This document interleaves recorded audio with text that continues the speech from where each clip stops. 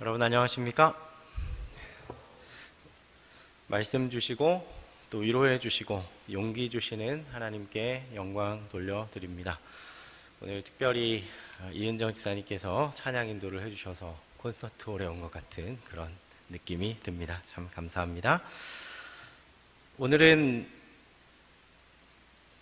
용기 있는 삶이라는 제목으로 마가복음 6장 45절부터 52절까지의 말씀을 본문으로 삼습니다.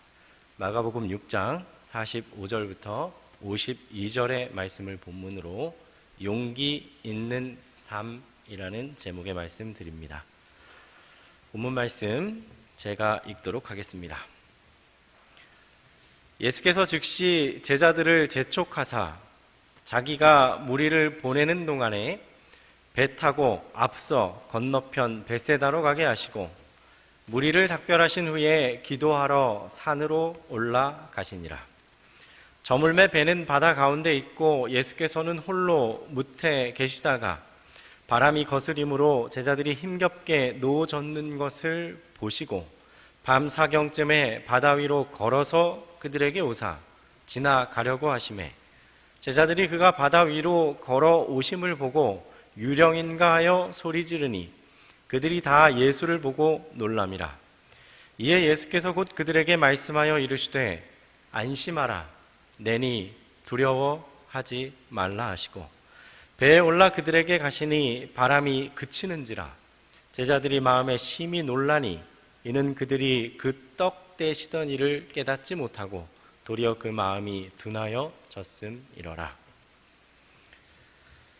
여러분, 의의 원수 사단이 믿는 사람을 쓰러뜨리기 위해 사용하는 무기가 참 많습니다. 미움, 시기, 질투, 정욕, 음란, 교만, 공포.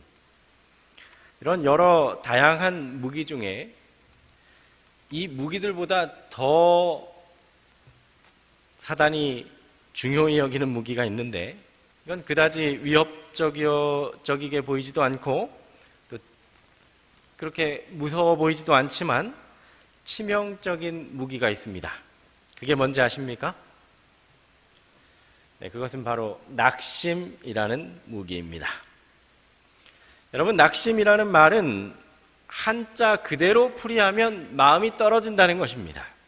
마음이 푹 가라앉아서 제 마음대로인 그런 상태입니다.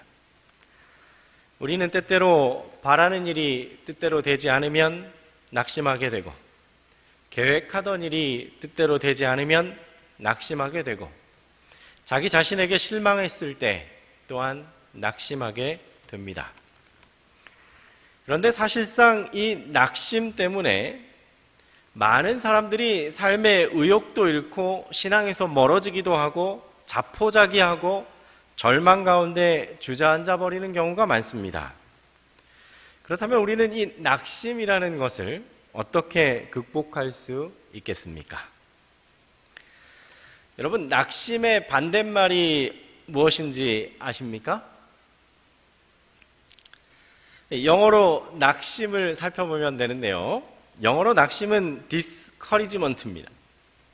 이 dis라는 걸 빼면 이 영어 말이 couragement만 남게 됩니다. 그러니까 discouragement가 낙심이고 couragement는 용기입니다. 그러므로 낙심의 반대어는 용기라고 할 수 있겠습니다. 우리 예수님께서 낙심한 제자들에게 다가오셔서 안심하라 내니 두려워 말라고 말씀하셨습니다. 여기 예수님께서 하신 말씀 중에 안심이라는 말씀은 영어 성경에 보면 안심이라는 말보다는 take courage, 용기를 내라는 말이 원어에 더욱 가까운 번역입니다. 그러므로 낙심하고 있는 제자들에게 예수님께서 가셔서 용기를 내라, 두려워 말라라고 말씀하신 것입니다. 여러분, 우리도 사실은 제자들처럼 쉽게 낙심하지 않습니까? 오늘 말씀을 통해 용기 있는 삶은 어떤 삶인지, 그리고 어떻게 그렇게 살 수 있는지 살펴보도록 하겠습니다. 첫 번째, 용기 있는 삶을 살 수 있는 방법은 누군가 나를 지켜볼 때 우리는 용기 있는 삶을 살 수 있습니다. 이 갈릴리의 바다는 사방이 산으로 둘러싸여 있었습니다. 특별히 갈릴리 바다는 그 주변 지역이 지중해보다 200m가 낮습니다. 바다보다 200m가 낮아요. 그래서 갈릴리 바다에는 이 느닷없는 풍랑이 종종 불곤 했습니다. 우리의 인생과 너무 흡사하지 않습니까? 느닷없는 풍랑이 종종 부는 갈릴리 바다였습니다. 때는 밤 4경쯤이었습니다. 유대 시각으로 밤 4경은 새벽 3시부터 6시에 해당합니다. 깜깜한 새벽에 풍랑이 일어난 것입니다. 아무리 노를 저어도 배는 그 자리에 있는 것 같습니다. 이때 제자들이 얼마나 당황했겠습니까? 수없는 노력이 수포로 돌아가고 마침내 모든 제자들이 낙심할 지경이 되었습니다.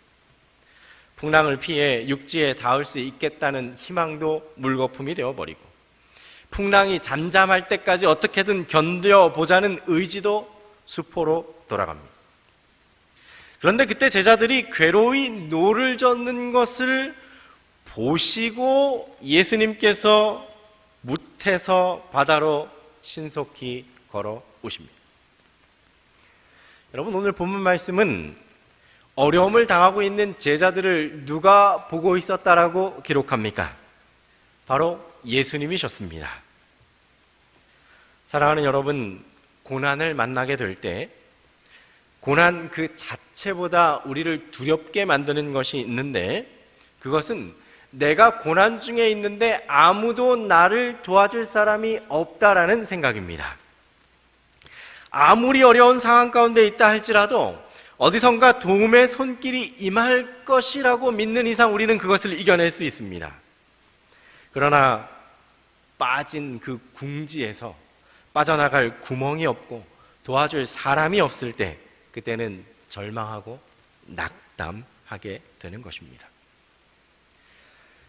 여러분, 때때로 우리 그리스도인들조차 그런 절망의 상황을 만나곤 합니다. 우리 그리스도인들이 절망 가운데 빠지면 우리 주님과 나 사이의 거리가 정말 멀게만 느껴집니다. 하늘에 계신 아버지 하나님, 이렇게 기도는 하지만 나의 상처와 고통과 또 마음의 낙담, 그리고 내가 처한 이 공경과 역경 중에서 정말 아버지 하나님께서 나를 도우실 수는 있는지, 내가 고난당하고 있다는 것을 하나님께서 알고는 계신지 그런 의문이 생길 때가 있습니다. 정말 그동안 잘 믿어온 것 같은데도 어느 날 문득 마음속에서 회의적인 생각이 들 때가 있지 않습니까? 아마 오늘 본문에서 제자들이 느낀 당혹감도 바로 이와 유사했을 것입니다.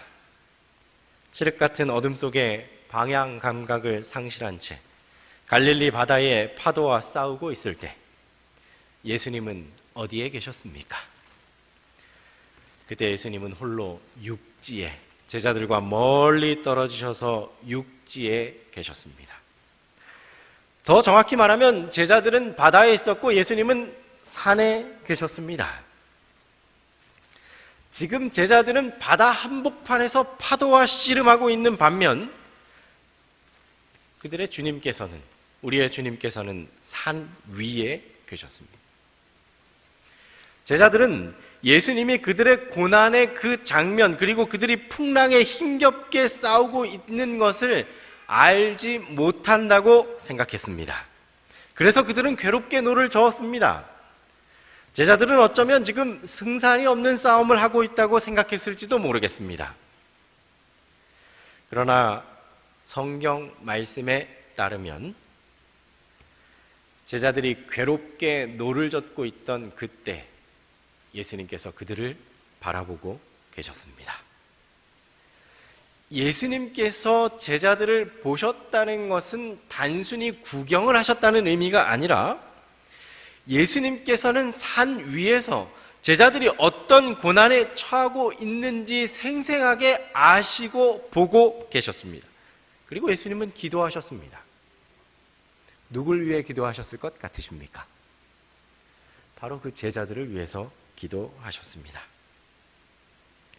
그러므로 예수님은 제자들의 상황을 그냥 관망만 하고 계시는 것이 아니라 위기에 처해 있는 제자들을 보고 그들을 위해 기도하고 계셨던 것입니다. 여러분, 제자들이 만약에 이 사실을 알고 있었더라면 그들의 상황은 어떻게 달라졌을까요? 사랑하는 주님이 자신의 사정을 잘 알고 계시고 더군다나 자기를 위해 기도하고 계시다는 사실을 제자들이 알았더라면 그들은 용기를 낼 수 있지 않았겠습니까? 사도 바울이 그의 인생길에서 낙심되는 상황을 만났을 때조차도 절망하지 않을 수 있었던 비결은 바로 이런 마음가짐이었습니다. 주님이 나와 함께 하신다는 것을 믿는 마음가짐이었습니다. 다음 말씀에 사도 바울의 그 마음가짐이 잘 표현되어 있습니다. 로마서 8장 34절과 35절에요. 누가 정죄하리요? 죽으실 뿐 아니라 다시 살아나신 이는 그리스도 예수시니 그는 하나님 우편에 계신 자요 우리를 위하여 간구하시는 자시니라. 누가 우리를 그리스도의 사랑에서 끊으리요? 환난이나 곤고나 핍박이나 기근이나 적신이나 위험이나 가리랴. 바울은 예수님이 하나님 우편에서 우리를 위해 간구하고 계시다는 것을 늘 잊지 않고 믿었으며 확신하고 있었던 것입니다. 우리를 위해 죽으시고 부활하시고 승천하시고 하나님 보좌 우편에 계신 예수님은 바로 지금 그리고 바로 오늘 그리고 언제나 나와 함께 하시고 나를 바라보시고 나를 위해 기도하시는 바로 그 분이십니다.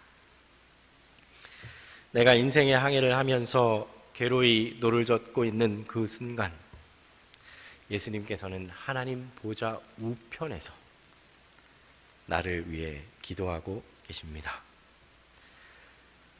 사랑하는 여러분, 이 사실을 깊이 생각해 보십시오.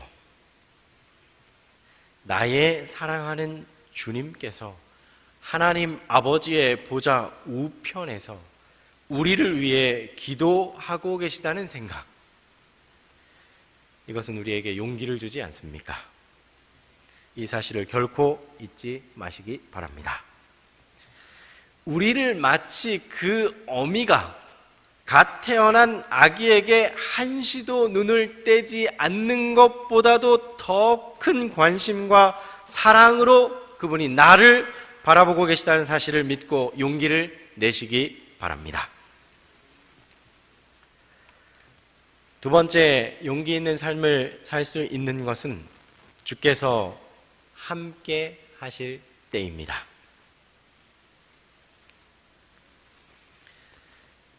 사람이 삶을 살다가 고난이 닥쳐올 때 한결같이 그들의 입술에서 토해내는 말이 있는데 그 보편적인 질문 하나가 이런 것입니다. 하나님, 왜 제게 이런 고통을 주십니까? 왜 이런 말할 수 없는 아픔과 삶의 고난을 내가 직면해야 하는 이유가 도대체 무엇입니까? 그리고 왜 하필 나입니까? 물론 이에 대한 대답은 단순하진 않습니다. 다양한 원인이 있을 것이고 또 하나님의 뜻이 있을 수도 있습니다. 그러나 주님께서 그리스도인의 그리고 믿는 자의 삶의 고통을 허용하시는 보편적인 이유는 그 고통 가운데서 우리를 훈련하시기 위함입니다. 우리로 하여금 하나님만 의지하도록 훈련하기 위해 그와 같은 고통을 허락하신다는 것입니다. 제자들의 경우도 훈련이었습니다. 이 사건의 결론이라 할 수 있는 오늘의 본문 말씀 52절에는 제자들이 떡을 떼던 일을 잊어버리고 마음이 굳었다라고 말씀합니다. 이 떡을 떼셨던 사건은 본문의 사건이 일어나기 바로 직전의 사건이었는데요. 바로 오병이어의 사건을 가리킵니다. 그들은 불과 몇 시간 전에 주님께서 떡 5개와 물고기 2마리로 5,000명을 먹이셨던 기적을 경험했습니다.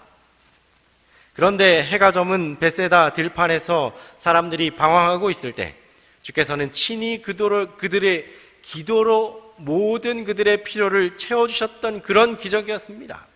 그런데 그 기적을 체험하고도 제자들은 그 기적이 주는 교훈을 아직도 깨닫지 못하고 있었습니다. 여러분, 그 교훈은 무엇입니까? 아무리 어려운 환경 속에 있다 할지라도 주님께서 나와 함께 하신다는 약속이었습니다. 우리가 나와 함께 하시는 주님을 의존할 수 있다면 주님께서는 우리의 필요를 넉넉히 채우신다는 교훈이었습니다. 제자들은 그 기적을 체험하고도 그 단순한 교훈을 여전히 깨닫지 못하고 있었습니다. 여러분, 어린아이가 깨닫지 못하면 어떻게 해야 됩니까? 잘 몰라요. 그러면 보통 어떻게 해야 됩니까? 숙제를 내주고 또 반복하고 또 다시 가르쳐 줘야겠지요. 예수님께서도 그 교훈을 다시 한번 제자들에게 가르쳐 주십니다. 그것이 바로 이어지는 사건이었습니다. 갈릴리의 풍랑의 시험 같은 사건이었죠. 그런데 여러분, 제자들은 왜 예수님의 그 단순한 교훈을 깨닫지 못했을까요? 그것은 그들의 마음이 둔해졌기 때문이라고 본문은 말합니다. 어떤 성경 번역본에는 제자들의 마음의 눈이 멀어졌다라고 번역하는 경우도 있고, 또 그들이 깨닫지 못 경우도 있고, 과거의 현장에서 주님의 손길을 보았음에도 불구하고 주님의 손길인 것을 깨닫지 못했다라고 말합니다. 또 어떤 번역에는 마음문이 닫혔다라고 번역하기도 합니다. 마음문이 닫혀있기 때문에 예수님이 원하시는 그 교훈을 깨닫지 못하고 자신의 삶에 하나님께서 섭리하시는 그 섭리의 의미를 깨닫지 못했다는 것입니다. 여러분, 이것이 바로 제자들의 상태였습니다. 그래서 풍랑의 시험이 주어지게 된 것입니다. 그러나 그 시험은 그들이 감당할 수 있는 시험이 아니었습니다. 여러분, 정말 그들이 감당할 수 없는 시험이었습니까? 여러분, 우리 예수님께서는 감당할 수 없는 시험을 허락지 않으십니다. 바울이 성경에 무엇라고 기록했습니까? 사람이 감당할 수 있는 시험 밖에는 너희가 당한 것이 없나니 시험 당할 즈음에 또한 피할 길을 내사 너희로 능히 감당하게 하시느니라. 여러분, 우리 주님께서는 우리가 감당할 수 없는 시험에 지쳐 쓰러지도록 두시는 것이 아니라 흉흉한 바다 가운데 바다 한복판에서 힘겹게 노를 젓는 우리를 멀리서 보고 기도만 하시는 것이 아니라 직접 오시는 분이십니다. 본문 48절에 예수님께서는 제자들이 괴로이 노를 젓는 모습을 보시고 밤 4경쯤에 제자들을 향하여 걸어오셨습니다. 여러분, 우리가 삶의 낙담 중에 있을 때 주님은 우리에게 오셔서 어떻게 도와주십니까? 때로는 그 고통의 원인을, 낙담의 원인을 순식간에 제거해 주시기도 합니다. 그러나 때로는 우리에게 직접 오셨음에도 불구하고 그 문제가 여전히 그대로 있을 때도 있습니다. 그러나 어찌 되었든 주님께서는 우리와 함께 하시고 그 고난을 넉넉히 통과하게 하시고 또 그 고난을 통해 참 교훈을 배우게 하십니다. 주님은 손수 우리의 고난을 제거하실 수 있지만 대개는 우리에게 그 고난을 감당할 수 있는 힘, 용기를 우리에게 주시고자 하십니다. 성경에 약속이 있지 않습니까? 이사야 43장에 그리스도인들이 물 가운데 지날 때일지라도, 강을 건너며 불 가운데 지날 때라도 주께서 피할 길을 내주시는 것입니다. 우리가 물 가운데 지날 때에 상처 입을 수도 있고, 불 가운데 지날 때에 또 상처 입을 수도 있습니다. 고통스러울 수도 있습니다. 넘어질 수도 있습니다. 그러나 분명한 약속은 그 가운데에서도 우리 주님께서 함께 하시겠다는 것입니다. 사랑하는 여러분, 주님이 함께 하신다면 힘을 낼 수 있지 않습니까? 나 혼자라면 쓰러질지 몰라도 나의 고난을 나의 사랑하는 하나님, 나를 창조하신 창조주 하나님, 나를 이끄신 하나님, 전지전능하신 그분께서 나와 함께 하신다면 어떤 고난이라도 견딜 수 있지 않습니까? 다니엘의 세 친구 사드렉과 메삭과 아벳느고가 풀무불에 던져졌습니다. 그런데 왕이 보니까 3명을 던졌는데 4사람이 거기에 있습니다. 그 4번째 사람이 누구였습니까? 바로 예수님이셨습니다. 주님께서 그들이 풀무에 던져졌던 그 무시무시한 순간에 함께 하셨던 것입니다. 말로 설명할 수 없는 역경이 우리의 삶에 있습니다. 말로 설명할 수 없는 고통이 우리의 삶에 있고 그 가운데 던져진 것 같은 때가 있습니다. 그때 하나님께서 오셔서 우리와 함께 하신 것입니다. 하나님께서 우리와 함께 하시는 삶, 하나님의 임재가 저와 여러분의 삶에 충만하기를 간절히 바랍니다. 사랑하는 여러분, 주님께서 참으로 우리와 함께 하십니다. 기쁘고 즐거울 때만이 아니라 슬프고 낙담될 때에도 우리와 함께 하십니다. 아니지요. 슬프고 낙담될 때 더 우리와 가까이 하시고 더 가까이 하시는 분이 바로 우리 하나님이십니다. 우리 주님 함께 계심을 믿음으로 용기 내시기 간절히 바랍니다. 세 번째로 우리는 말씀을 들을 때 용기 있는 삶을 살 수 있습니다. 우리 주님은 자신을 드러내 보이시는 분입니다. 그분은 자신이 하나님이시며 언제 어디서나 우리와 함께 하시는 분이라는 사실을 말씀 그리고 기적이라는 2가지 방법을 통해 우리의 삶에 증거하십니다. 이 2가지를 일컬어 특별 계시라고 하는데요. 이 2가지는 하나님, 그분을 우리의 삶의 정황 속에 특별하게 나타내 보여주시는 아주 특별한 방법이기 때문입니다. 본문 50절은 이렇게 말합니다. 저희가 다 예수를 보고 놀람이라. 이에 예수께서 곧 더불어 말씀하여 가라사대 안심하라. 내니 두려워 말라 하시고. 우리 성도들이 고난의 장에 던져짐을 당할 때 가장 먼저 해야 할 일은 하나님의 음성을 듣는 것입니다. 성경을 펼치는 것입니다. 무릎을 꿇어 기도해 보시기 바랍니다. 주님께서 어떻게 말씀하시죠? 무릎을 꿇고 성경을 펼치고 무릎을 꿇고 귀를 기울이면 하나님의 말씀이 들려옵니다. 안심하라. 내니 두려워 말라고 말씀하십니다. 우리가 환난을 당하고 있을 때 가까이 그 사람을 찾아와 누군가가 찾아와서 집사님 힘내세요. 이렇게 말하면 얼마나 위로가 됩니까? 그런데 만약 창조주 하나님, 전능하신 하나님께서 내 곁에 다가오셔서 안심해, 용기를 내란 말이야. 나야 나. 이렇게 하시면 얼마나 힘이 나겠습니까? 안심하라, 내니 두려워 말라. 여기 안심하라 말씀하시며 내니라는 말씀이 참으로 흥미로운 말씀입니다. 나라는 표현이 참 흥미로운 표현인데 이것은 예수님이, 하나님이 신성을 표현할 때 이렇게 표현합니다. 나야, 나. 안심해. 나야. 능력의 하나님 나야. 나니 안심해.